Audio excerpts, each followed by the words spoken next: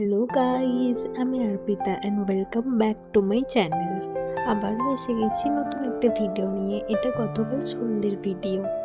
এখানে আমি আর আমার ফ্রেন্ড দুজনে মিলে চলে এসেছিলাম সিঙ্গারা খেতে। সিঙ্গারা দোকানে একটু ভিড় ছিল, তারপরে আমার লাইন এলো। তবে হ্যাঁ, সিঙ্গারা খাওয়ার আগে আমরা ফুচকাও খেয়ে এসেছিলাম।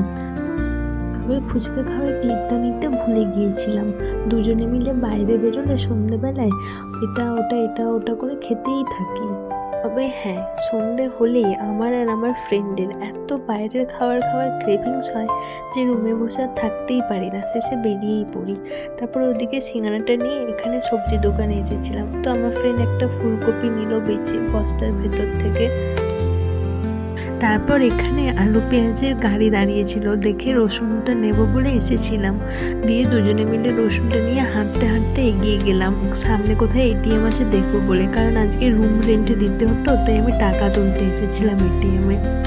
তারপর টাকা তোলা হয়ে যেতে দুজনে মিলে এগিয়ে গেলাম একটা ফ্রেন্ডের রুমে যাওয়ার জন্য।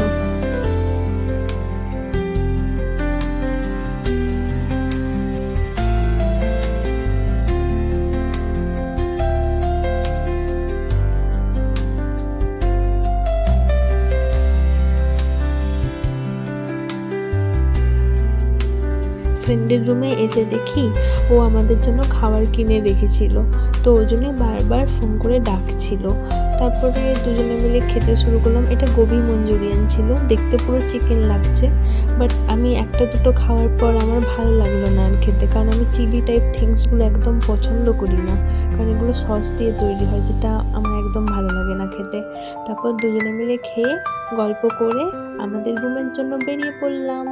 টাটা গাইস, দেখা হবে নতুন কোনো ভিডিও নিয়ে।